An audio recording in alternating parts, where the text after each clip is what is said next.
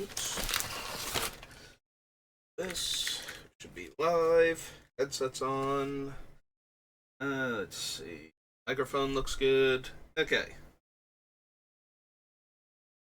So, when last we left off for building Bilbo, we had just done Throne, so we're on Time Spiral now. I'm gonna get back to the 16 playthrough tonight in case my brother wants to hang out again and see it. I don't know that I'm gonna be able to keep only playing when he's available though, so I'll have to talk to him about that. But he wasn't planning on playing it any earlier than when it comes out on PC, so which is a minimum 6-month waiting period while it's a PlayStation exclusive for a bit, so I have to talk to him about that though, because I don't mind saving it so that he can watch, except for the fact that he's not going to be home all day tomorrow until, he comes by with dinner, so that's an awful lot of time of not playing Final Fantasy 16, but today I've got like an hour or two, so before I have to go to work. I'm probably only going to use one of those hours for building Bilbo, but yeah, it's close to 2 hours, but I'll only be on for about an hour, maybe a little bit longer, we'll see. So anyway, we're on Time Spiral. And just looking at the cards, I definitely want Angel's Grace. The whole point of the deck is to not die to the opponent's random stuff, so not dying to any insta-win combo bits. I do have it as 2 words then, right? Yeah, there we go. So Angel's Grace is definitely one of the cards I want to consider. Is it white and 1 or just white? Just white, okay. Yeah, perfect for not dying to Door to Nothingness or Thassa's Oracle combo, or it doesn't work against poison really. Like, you have 10 poison counters, so as soon as the effect stops preventing you from losing the game, you will lose the game due to state-based actions, being a 10 poison, but it does stop you from losing basically every other way. Or at least buys you a little bit of time, like the upkeep trigger ones like Felidar Sovereign, or I don't know, like Mortal Kombat. I don't think anybody's using any of those. Like, Felidar Sovereign shows up from time to time in Commander, but, like, more, like, all of the, non, Test of Endurance cards, I feel like, don't make it. Maybe, I'm sorry, Risky Encounter probably does, or Chance Encounter, whatever it's called, the coin flipping one. I'm sure there's a few people who have built ways to win the game with that particular card in their commander decks, but you can't have enough cards for Battle of Wits. Getting that much power on the board at once and getting to your upkeep with the green one, I forget what it's even called, and trying to get all those dead creatures into your graveyard with all the graveyard hate in the format for Mortal Kombat all seem unlikely at best, but you can definitely randomly get killed by other insta-win combos, and having Angel's Grace to stop that from happening seems pretty okay.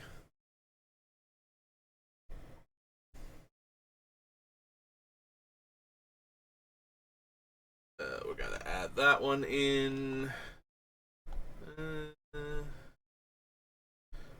Aspect of the Mongoose, I don't think.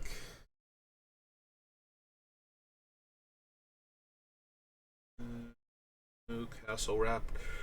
Ooh, excuse me. Cavalry Master. Celestial Crusader. Helium Blur. Corliss. Children of Corliss is mildly amusing because with all of the additional life gain effects that we have, the first time we sacrifice it, we would gain more life than damage we took, most likely.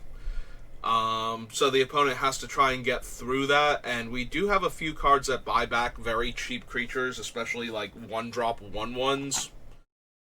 We have multiple different cards that are capable of putting something like that back into play. So I guess I want to consider the children also.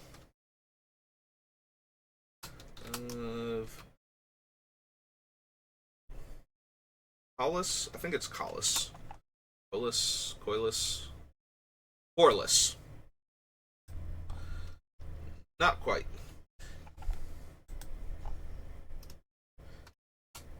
They are Human Rebel Cleric. Because of the Rebel sub-theme. Chromatic Star now. Chrono Savant.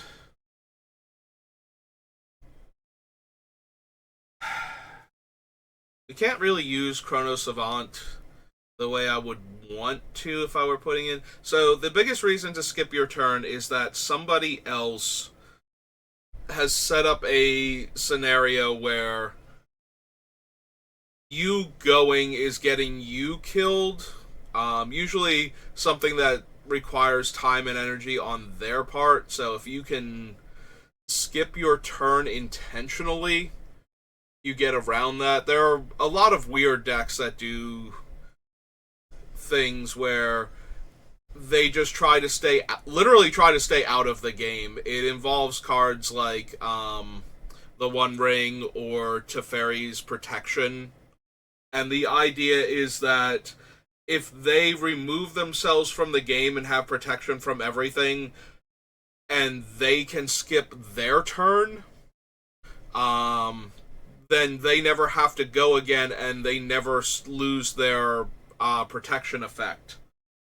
So the idea would then be to also skip your turns and get to the point where the game state is no longer advancing, so it either has to be a draw or somebody has to do something different depending on, like, Commander is very casual. Technically the tournament rules for Magic do not allow you to do something infinitely that fails to progress the game state. You must voluntarily break that because you have a choice. If you are choosing to do something over and over again that is failing to advance the game state, then that is a delay of game in tournaments, not a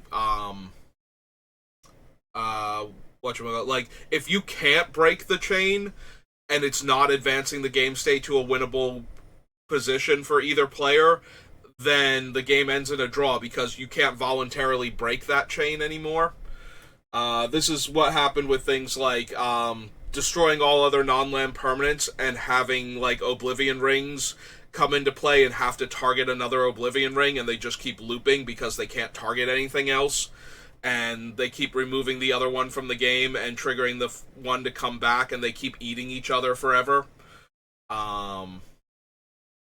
Things like that. Like, there's no option to not do the thing.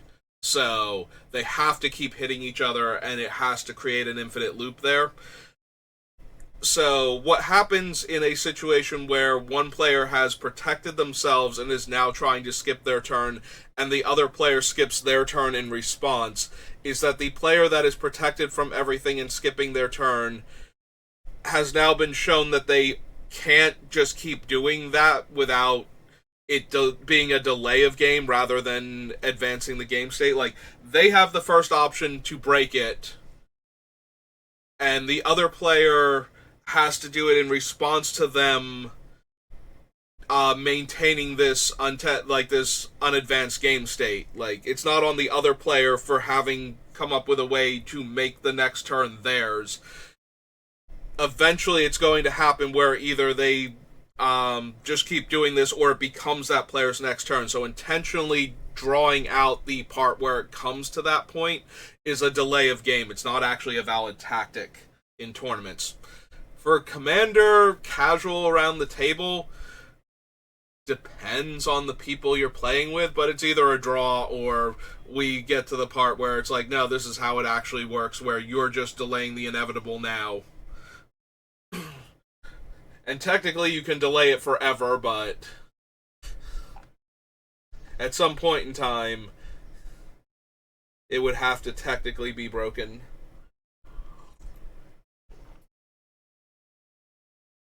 So that is how skipping your turn, like if both players were skipping their turn to try and set up slash get through a thing like that, and both of them are trying to do it, that's how that would work in tournaments versus how it would probably play out in casual Magic. But which is why I'm looking at Chrono Savant, because I have seen people that build the decks like Teferi's Protections, like, and I skip my next billion turns. Go. You can't deal damage to me, and you can't affect my stuff, and I just don't exist anymore. The Teferi's Protection one, they don't even get the option to keep stalling, because usually it's a card that got phased out that is giving them the option to skip their turn, and they just responded to the protection by skipping their next billion turns. With the idea that everybody else will die off while they are phased out, while their stuff is phased out and they're immortal. But yeah, that is a thing. So, considering that our goal is to outlast our opponents, not to kill them, having ways to get around other strategies that allow you to outlast rather than necessarily kill your opponents is kind of a thing I want to be prepared for if possible. The problem is that most of the ways to do that are in blue or excruciatingly banned from Commander, like Time Vault. Or both. Magose, the Water Veil. So, actually no, Magose's not banned. Never mind. It's just another blue option. It's like Time Vault except fixed. So, when I saw a white creature that allowed me to skip my turn for an effect, I was considering, like, does that actually do what I need it to do? So I suppose the way we outlast the decks like that, then, is to demonstrate that, no, we can just keep going. We can take a billion turns, in theory, and, recycle our entire deck over those billion turns and do it again. So technically, we do have an out to decks like that, or a way to demonstrate that no, we can just keep going forever, and that they didn't actually beat us. So their choices are to voluntarily break this loop or get into an argument over the rules of the game of Magic, over what they are and technically are not allowed to do. Again, it's very casual, so just because that's how the tournament rules work for situations like that might not be to the satisfaction of the general table. So maybe it's going to just be a draw at that point, but I will take that over letting somebody win through such a silly and ridiculous means when I'm trying to win with a silly and ridiculous means deck. How dare they? Anyway, so yeah, I got stuck on the idea of being able to skip the turn, but we probably don't even need that. If I hadn't have seen a white card that could do it, I probably wouldn't have even thought about that as an option. But having the white card in front of me is just like, oh wait, do I actually want an effect like that? And the answer is no. Ultimately, probably not. Yeah. I scrolled past a few too many cards there without pausing to give them any consideration, so we don't need Curse of the Cabal, I don't think. Demonic Collusion, Detainment Spell, Divine Congregation, Dusk Rider Peregrine. I don't need a flying pro-black creature for anything.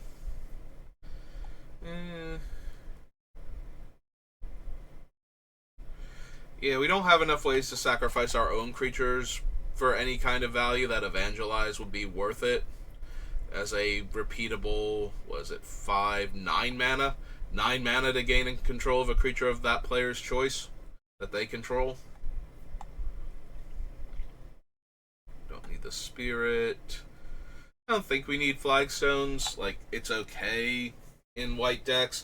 Flagstones is good against decks that use a lot of land destruction, especially Armageddon effects, because then you get one land immediately back. So then if you have other non-land mana sources, you tend not to fall very far behind when they Armageddon, or you at least have a chance to assemble something before their onboard game state actually kills you. Because if you're not getting another turn anyway, it doesn't really matter if you have one land or no lands. But yeah, against decks that are trying to wipe the board of lands, it can be a little bit helpful that you start off with one land already in play. Also, I've used it in decks that use Armageddon because that gets me one of my lands immediately for having done it in the first place.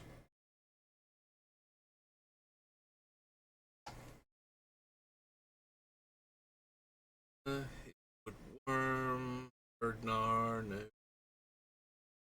All of these cards that are super mediocre in our deck. We have enough exile effects. I don't think we need Krosan Grip. It is one of my favorite anti-artifact and enchantment cards because of the uncounter ability. Like, it's better for breaking up combo decks than almost anything else. You do have to worry about whatchamacallits though. The cards that don't let you cast spells on the opponent's turn or during until end of turn, those type of effects though. And a lot of combo decks do use those because of cards like Krosan Grip. Like, it's just easier to win the game if the player can't cast the spell at all, rather than, having to rely on counter spells and then finding out that they have one of the cards that won't work against. Or having to have, like, Mindbreak Trap or Summary Dismissal as your counter spell.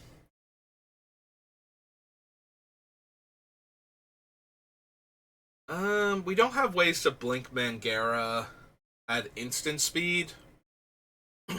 If we did, I would actually be super interested in Mangara because of the ability to exile a permanent. And then, since Mangara gets exiled by the resolution of the effect rather than as a part of the activation cost, Mangara can be, bounced or blinked in response to his own activated ability, and you can just start exiling all of your opponent's stuff. Which, considering he can hit lands, is actually a tiny bit tempting. I don't think we have anything that combos with him is the issue. If we do, I would like to have him in the deck. Era of Corindor. So I'll have to see if we have anything like that. He's a human wizard 1/1. But I don't think so, is the issue. If we do, though, I will consider him, because constantly exiling our opponent's stuff is one of our main ways to finish off the opponents, is to just take away all of their resources so that even if they can keep recycling their graveyard also, they keep getting diminishing returns each time. Which is funny, because that's what diminishing returns actually does when it recycles your graveyard, is get rid of some of the cards that you shuffle back in. Well, some of the cards in your deck. Like, top 10, I believe. So that way you can't just keep looping it forever. 3/4 with Pro Red. Redirects damage. Destroy target permanent of the chosen color. Don't think so. Don't need Fifth Stasis. Pit Keeper. Plague Sliver, no. Pull from Eternity is another one of those cards that stops you from losing by the opponent's flipping the whole exile everything back on you. Yeah, with this and Rift Sweeper, you can actually get back cards that have been exiled forever. And they both work on any card that is face up in exile. So there are a few effects that players can have that can exile cards face down. Things like Gonti, Get Around, Pull from Eternity, and Rift Sweeper, but it still gives you the option. Alright, so Return to Dust is an exile effect, and it can hit 2 cards. So I think I want it on the list, and then we'll figure out which cards we want out of the various options for this slot, like for the exile effects. Oops. For artifacts and enchantments. I don't need the Sarpadian Empires, Scarwood Tree Folks, Grip Rangers. I don't think we need Search for Tomorrow. Like, it's not the worst inclusion, because it is basically just Untamed Wilds, but with the ability to suspend it on turn 1 and get the land on turn 3. Or to suspend it on a turn that we want to cast something else. Get a land a couple turns later. It's not the best, and I like a lot of the 2-drop land searchers better, but it's still one that we could set up on turn 1 potentially. You'll notice though that I haven't gone back and added to the list yet because I don't think I need it. I think we have enough other stuff that will ramp us lands.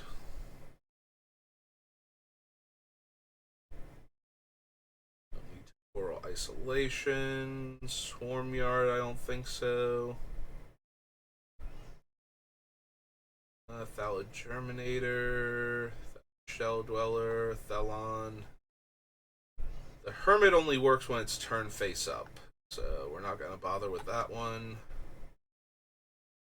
Don't need Tivadar, Scavilius, Yarrow Bees, Factory, Suva. No.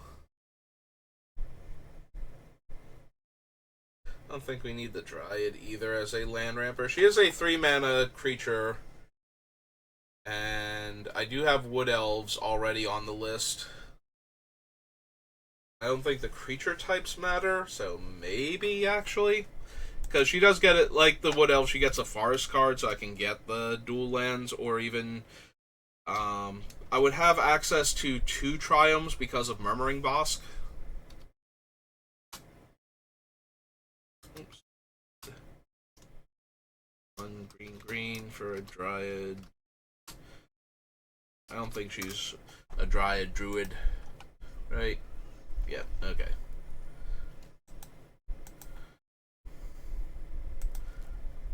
Time Spiral. Next up is Torment. Torment.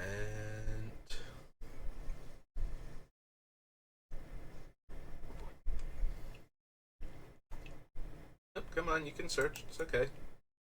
I will allow it. Don't need Acorn Harvest. It's not completely unplayable in this deck, making 2 1/1s and then paying 3 life to make 2 more 1/1s. It's actually that it's 4 mana the first time that's stopping me from running it. If we could go 2 mana, make 2 1/1s, 2 mana and 3 life, make 2 more 1/1s to trigger all of our comes into play life gain things, I would probably seriously consider doing that. We don't need the Scavenger. We have better recycling cards. Don't have the Swamps for Coffers. Don't need Chainer. Seven more cards in your graveyard. Instead, destroy all enchantments and return all cards in your graveyards destroyed this way to the battlefield. I don't think so.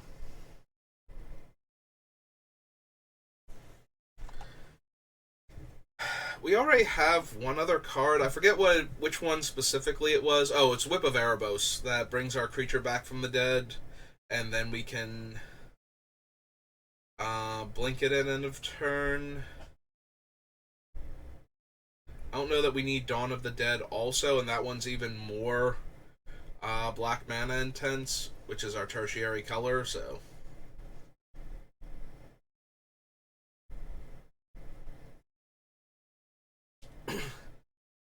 Equal treatment doesn't help much getting around effects like Blasphemous Act for our creatures because they're all so little to begin with. So it only save like our biggest creatures and everybody else's big creatures too, while killing all of our little guys. It does get around massive amounts of damage, like if somebody casts an infinitely large fireball at the table, I could have it deal 2 damage then instead of the infinite damage it's supposed to deal. Also a cantrip. If the deck were mono white, equal treatment is definitely a card I would put in the deck just because of things like that. Like, it's like, okay, you're at like 5 million life, but I can get to a point where I can generate functionally infinite mana, so fireball your face for 10 billion. It's like, no, just 2. Also of note, it does not prevent the damage. It just makes that damage. It replaces the damage with the effect of the damage being 2. So it gets around like Banefire and whatnot. It does only work on a single source though. So if we're being attacked by an infinite number of 1/1s, it doesn't do anything. I suppose I will consider it because of its ability to stop us from losing to certain things.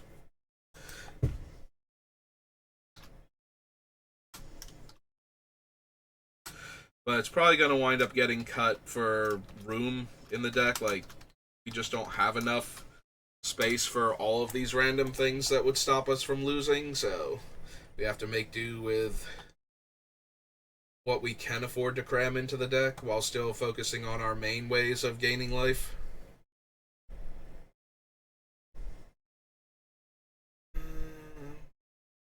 Don't need Grave Gouger, Grotesque Hybrid. There's a Ghost, Hypnox, Hypochondria, good old Icarid. Yeah, Falls is way too weak.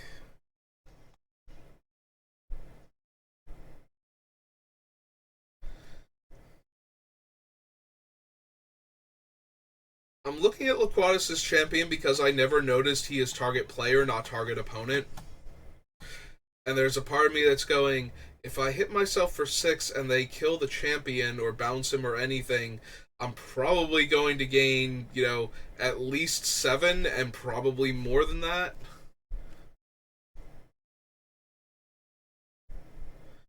But at the same time, I don't think a 6 mana 6/3 is good enough for Commander to begin with, so.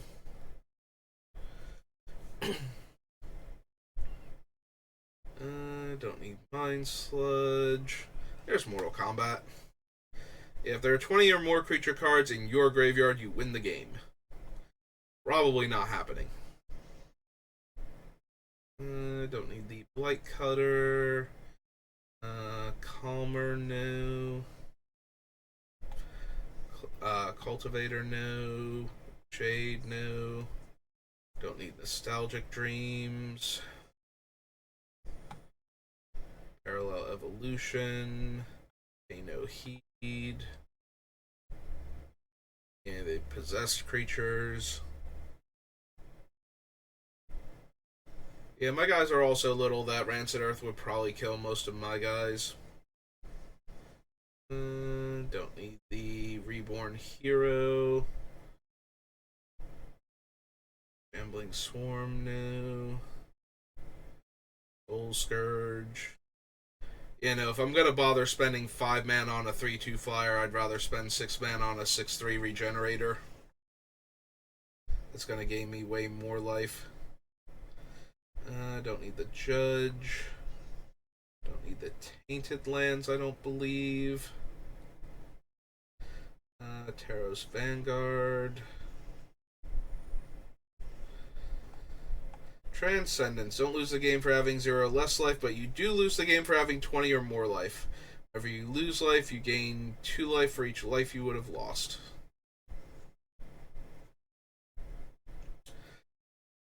Discard X cards, exile X attacking creatures. No.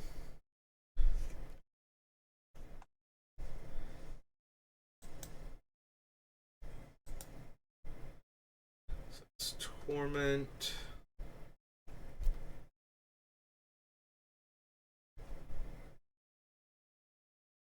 Torment. There we go. Ultimate Masters. Well, we have to check Infinity. Do we have to check Infinity?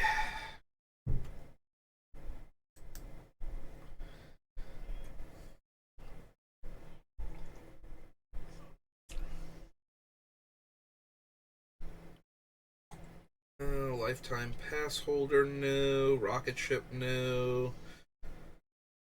Bird gets the worm. Blankosaurus. Don't need pie. Aerial Fent, probably not. Click 2 and flying, no. I don't need attempted murder. So the balloon stand can create a token. The clown extruder can create a token. Food stand creates a food token, so that's one that can gain us life. There might be a world where I open attractions, depending on what the attraction openers can bring to the deck.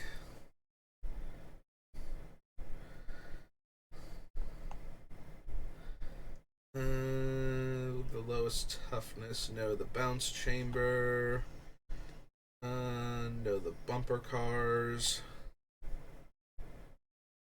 Carnival Carnivore, no. Don't need that sticker set. I don't need the Celebrate 1000. Centaur. Chicken Troop. Chameleon. Clown Car. So yeah, there's the Clown Robot Token Maker. We don't need clowning around though. 4-drop 3/3. Whenever you roll a 1, create a 1/1. So that would actually be not only a way to more consistently trigger the other rides, but when we don't trigger the rides, we still get a 1/1 out of it. So because 1 is always a failure. So if we had the right combination of different attractions, that one could almost guarantee us a at least 1 token entering the battlefield every single turn after we open like the second attraction.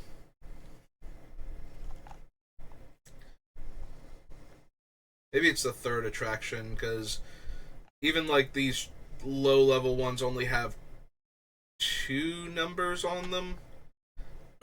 And that's including the 6 that always works, so.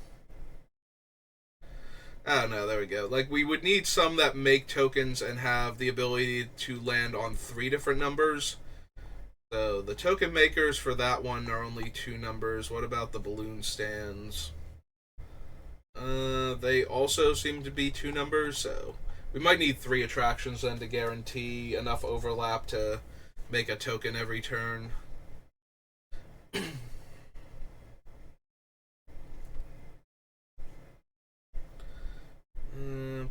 Double prowess, deal 2 damage to any target.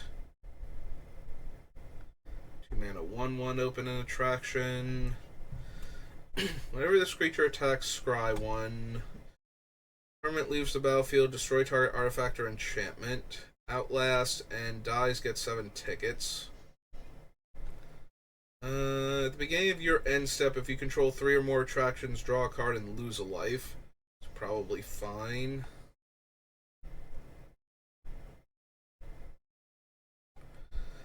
If you control an employee, a performer, or a robot, get a ticket or create a treasure token. If you control all 3, you may put a sticker on a non-land permanent you own.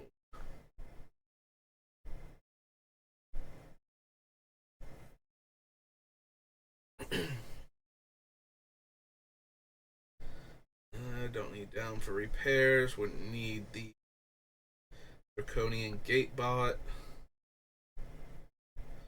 Don't need the drop tower.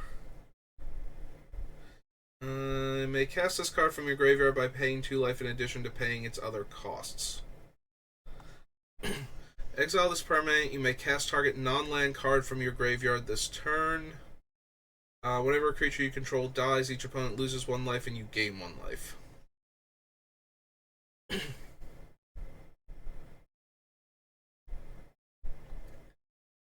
For each subtype, super type, no. Creature deals combat damage to a player. Exile target creature you control, then return it to the battlefield under its owner's control. Whenever this creature and tap to untap another permanent. Attacks untap target permanent. Enters the battlefield. Creatures you control get +1/+1.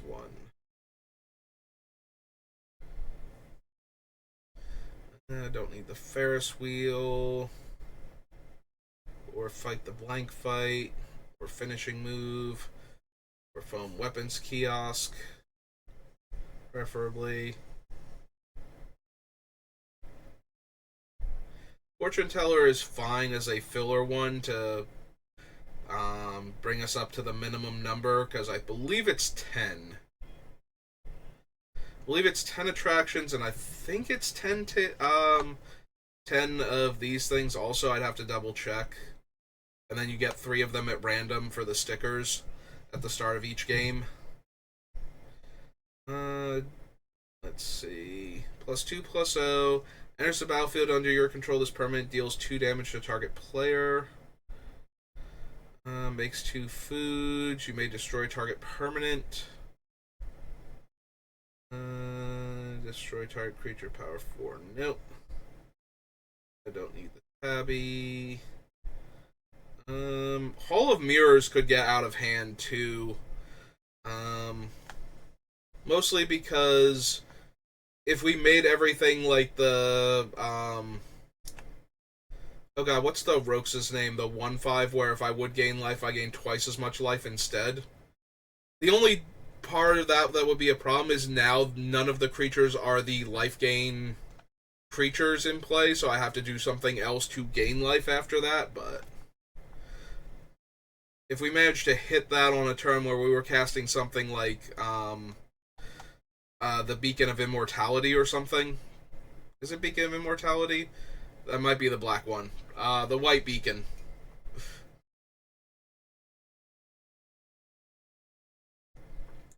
Where we just where we double our life total, and so each one of the other ones would then replace that by doubling it again functionally.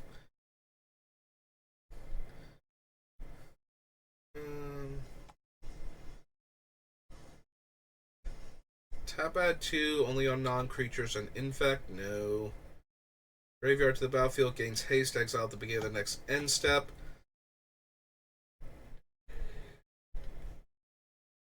This one is not optional, though. The Haunted House is not optional, whereas activating Whip of Erebos or the upkeep trigger from Dawn of the Dead both are, so.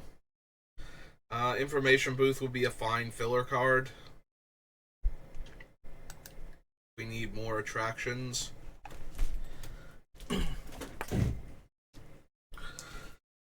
Monstrosity 3 and Trample. Power. Don't need Last Voyage. Line Cutter. Don't need the Prancer. I don't really care about the merry-go-round because giving our creatures horsemanship, we have enough valid targets for it that we could possibly make like 5+ creatures unblockable in a turn when this goes off, but I'm not trying to kill my opponents through damage, so that's kind of a waste, I feel like. Gives the thing lifelink, or creature must be blocked if able, and gets +1/+1 for each blocker. Creature attacks gain 2 life. And this persist.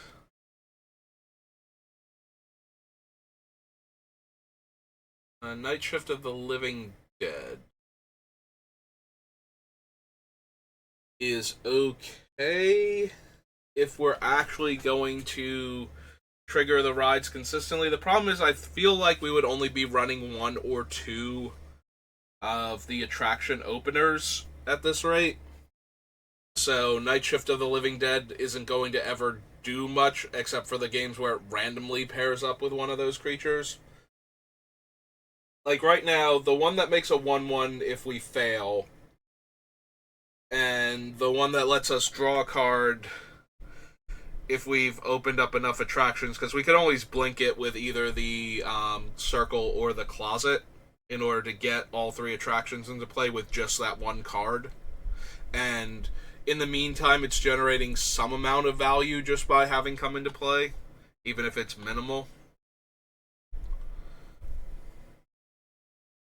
Need the pair of dice. Peter, no. Don't need the petting zookeeper. Get a ticket or undying, no. Collection. A tap, draw, and discard. Creature attacks, gain 3 life, and draw a card. Okay. No. Deals combat damage to a player, open an attraction. That one seems less likely to connect in the mid to late game, so probably not. Ride Guy is just a Darkward Boars that opens an attraction, so I don't think so.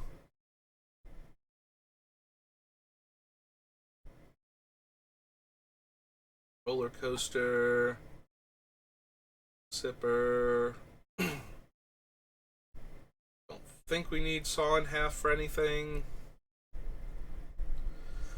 The Scampire, Scared Stiff, no. This Excited Die is hilarious, but no. Bushido and Double Strike, nope. Agecraft, draw a card, no. Don't need the Swindler. Skulk and Battle Cry.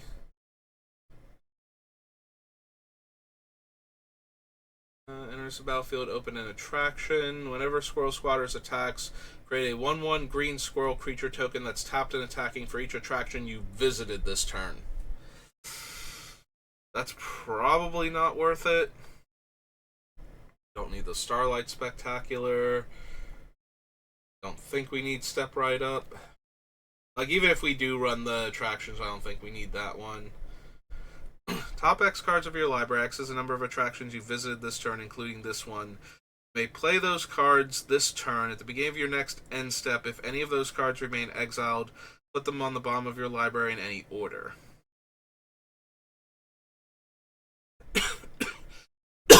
Ooh, excuse me. I don't think so. Like, I could see that being one of the filler ones if we needed it, but... Name sticker on a non-land permanent.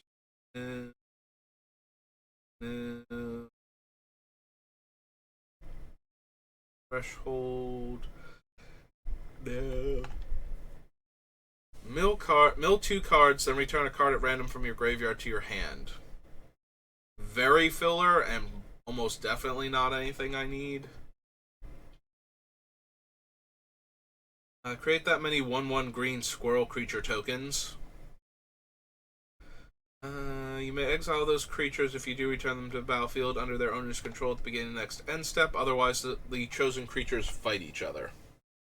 Probably not. Like, I can imagine getting into situations where we can blink our opponent's thing and it not be a big deal in order to get our triggers, but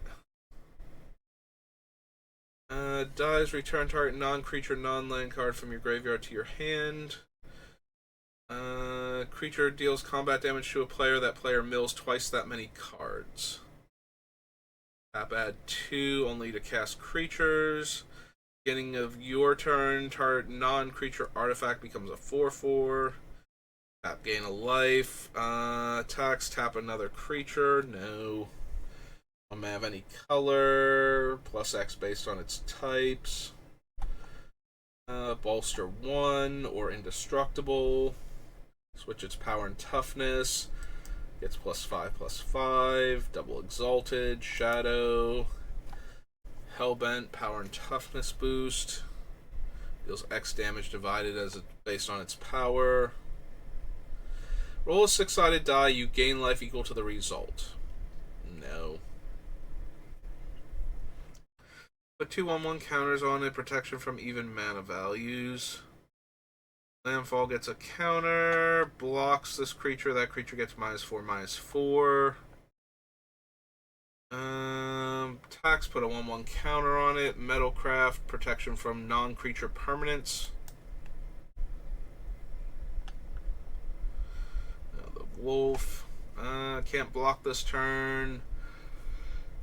On this permanent and draw a card. I don't think so. Move a counter to change a die result by 1.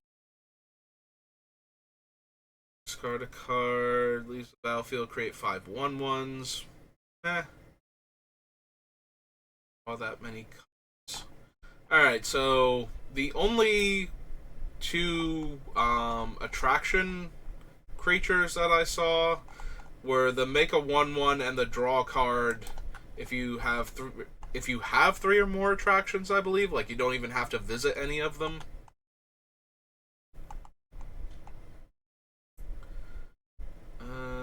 Dissatisfied customer. So it's the discourtesy clerk and the other one. So let's go Infinity. Spell it wrong.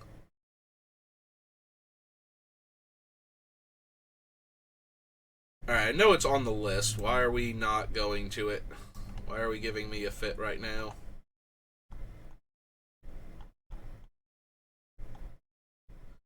Modern Horizons.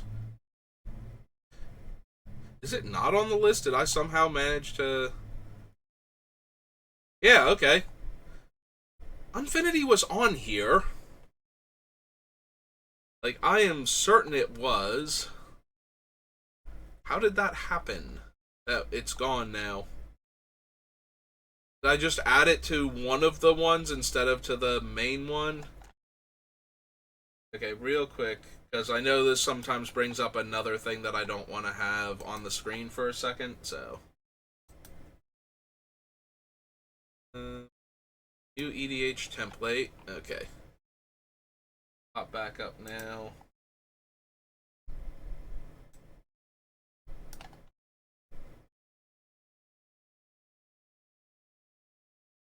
Yeah, I feel like it belongs down here with all of these. Okay, so bold, underlined, Infinity, bold, ununderline, and spaces, and save. Blank that out again. Alright, so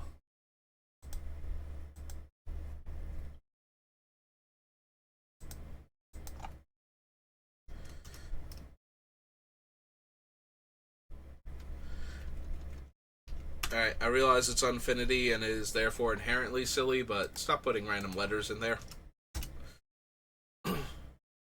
It's not Deadbeat Attendant, it was just Courtesy Clerk, something like that. Yeah, there it is. Discourtesy clerk. It's 3 and a black.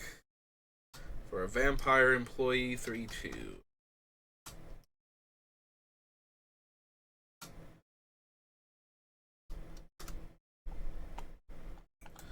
The other one is the white creature for white and 3. Plains clerk.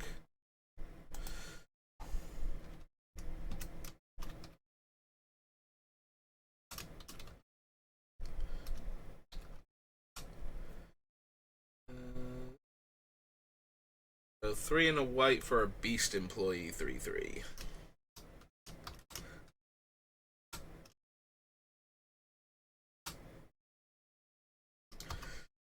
So yeah, if I do decide I want the attractions, these are going to be the only 2 that will do that. So the goal will be to open attractions that will consistently get us a creature token, ideally. So we need like the balloon stand and the clown maker, and I think those are the only 2 that can guarantee us a creature. The other one would have to be like the food stand or something, which means we only get the token if we have like a creature token, specifically if we have Chatterfang or something out. So maybe we don't bother with this, but just for once, I'm going to consider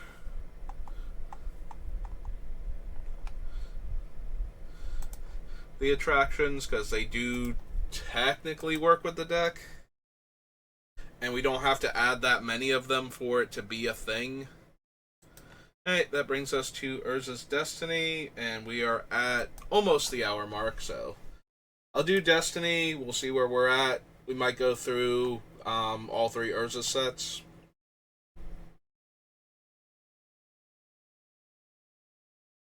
We do have a lot of powerful enchantments, but I don't think we have enough ways to sacrifice Rector to guarantee we get any of them, so. Yeah, and I don't want to be sitting there with a Rector that they won't attack into, and I can't, if I attack, I deal 1 damage. So.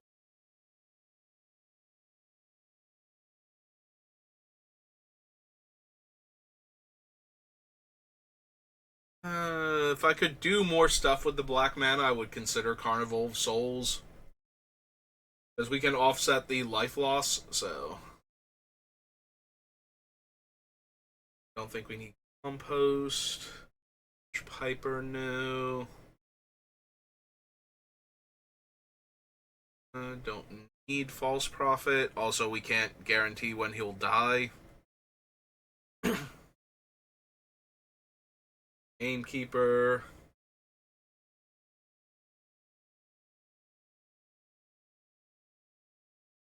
So Ivy or Jasmine Seer, rather, not Ivy Seer, is a repeatable version of the Martyr of Sands, where I don't have to sacrifice it, but it's also a 4 mana 1/1 and a 3 mana activation, whereas the Martyr of Sands is a 1 mana 1/1 with, I think, a 1 mana activation. So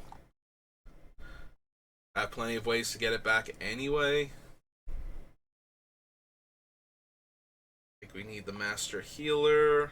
Not quite as good as his title makes it sound like he is. Pattern, Bladed Spider, Powder Keg, the Monk.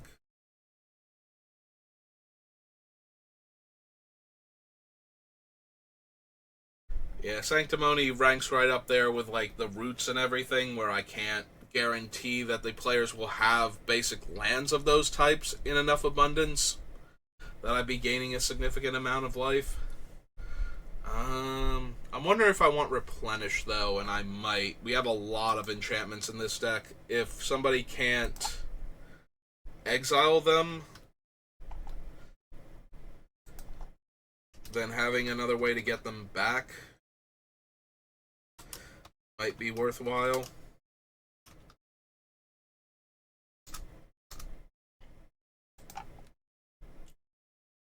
Return an enchantment card from your graveyard to your hand for each card revealed this way. Yeah, that one not so much. Don't need Scent of Jasmine, Scour, Attendant, Soul Feast, Splinter.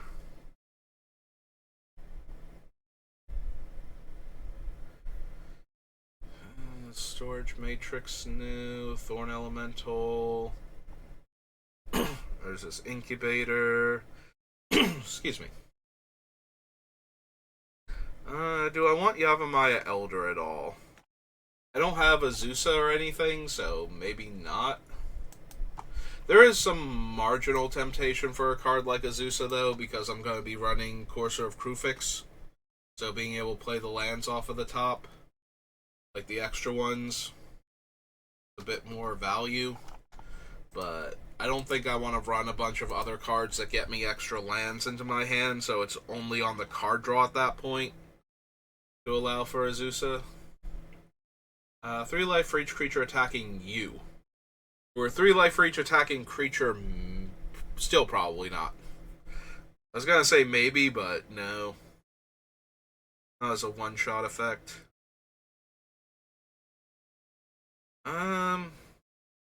Crawl Space does negate infinite combos with any of the Kiki Jiki style Splinter Twin stuff, like any of those. So we have Silent Arbiter already, but maybe I want Crawl Space also.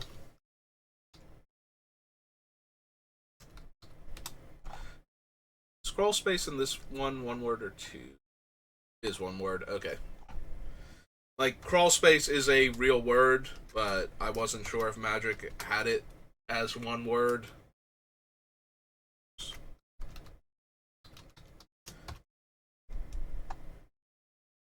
Artifact, not artifact. Damping Engine, no. Dusk or Darkwatch Elves, no. No. Defense of the Heart. Deranged Hermit for the token makers.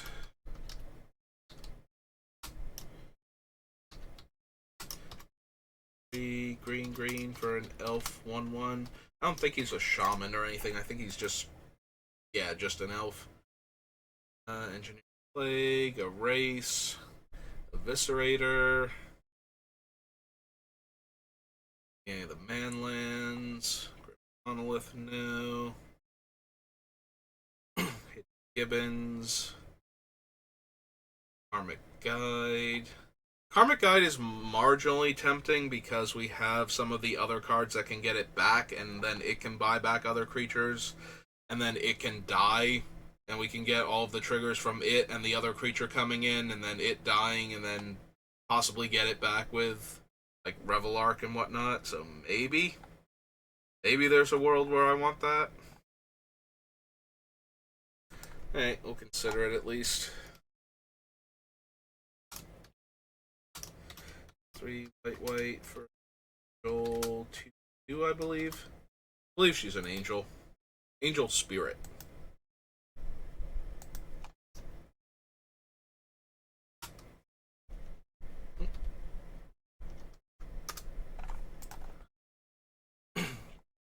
About Knighthood. Next time a source of your choice would deal damage to any target this turn, prevent that damage.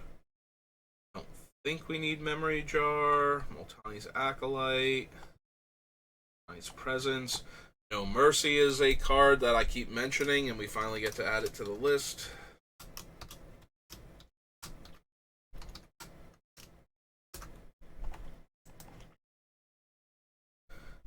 No, the Opal Creatures, Ostracize, Peace and Quiet. Go to these Phyrexians. Reclamation is not terrible in this deck. We can certainly afford to pay the life to get back our life gain creatures. Alright, I'll consider that one. Phyrexian, Reclamation. 1 black for an enchantment, right? Yep.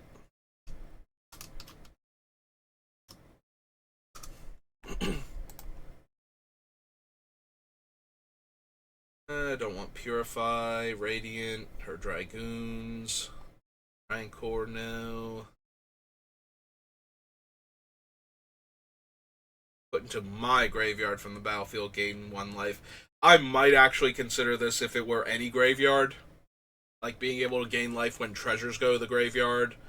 In addition to everything else, I might very seriously consider that. I'm considering a 5 mana 4/4 that gains me life when artifacts go to the graveyard. Subversion is alright, but I don't think we have enough room in the deck for that.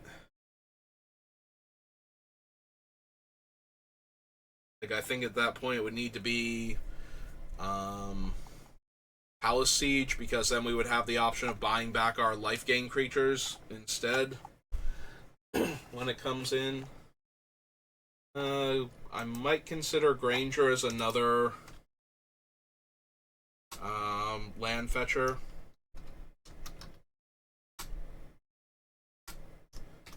Doing a green for an elf.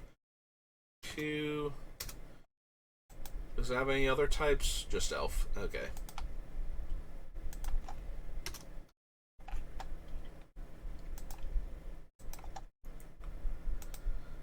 Alright, we're at the hour mark, but we made it through 2 Urzas, and I'm not going to go past this anyway, like do another one, so let's just do Saga real quick, and then we'll be almost done.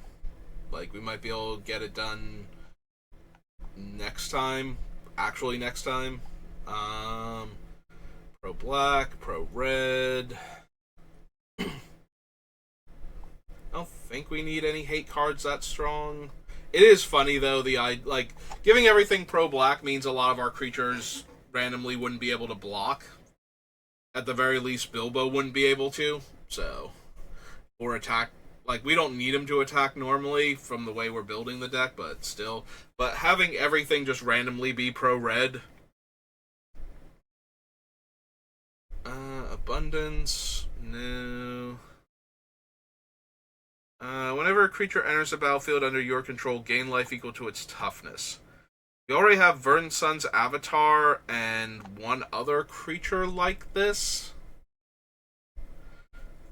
And a lot of our creatures are just randomly 1/1s anyway. There's a part of me that wonders if I don't want Argothian Enchantress with how many enchantments I have on the list. But I think if we get to that point, we'll know if we need that. Definitely don't want Bereavement. Halo. I think this is a Carpet of Flowers deck.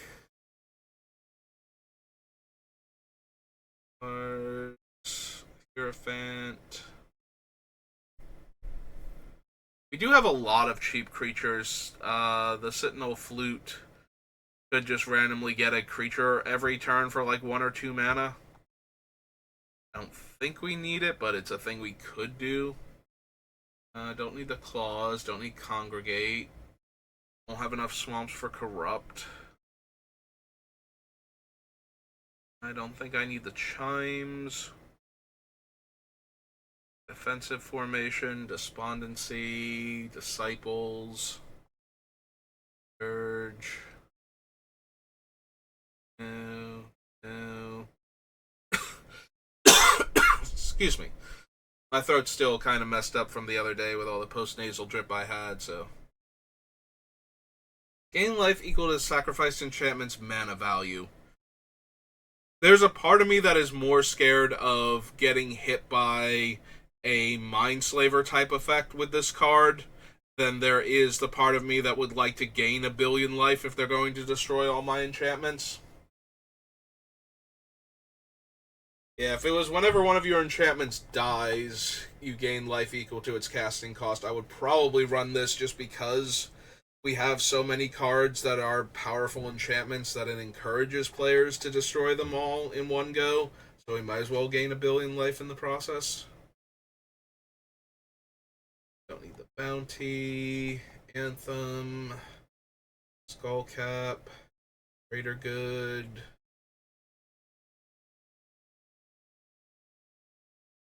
Pastures. We are ramping with lands, but I don't think we are ramping the hardest with lands that we could be. So I would expect other players that are land ramping to get ahead of us in the long game.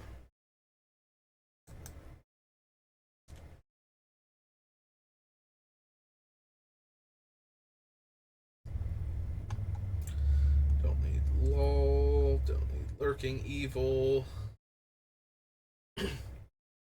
Realist, monk realist. No rest for the wicked. Scales.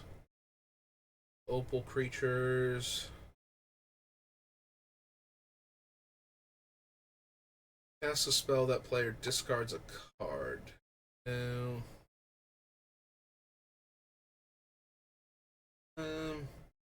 I don't think we need Pariah. Pariah is marginally interesting because we can put it on another player's creature and have like an attack that would kill us kill that creature instead, but then if the damage is going there, then it's not triggering No Mercy and it's not killing all of the creatures that got through, so maybe not. Planar Void. Presence of the Master ruins us with what we're doing. Remembrance doesn't work in Commander.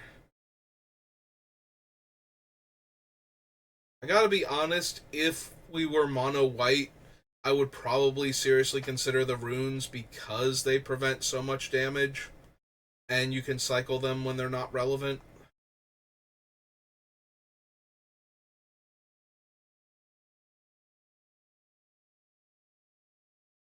Custodian, Guardian, Guard, Season Marshal. Sarah Avatar is just going to be an insanely dumb creature, but it doesn't have trample or anything, so it's basically just an abyss targeting whichever player I want at the time. I don't think we need that.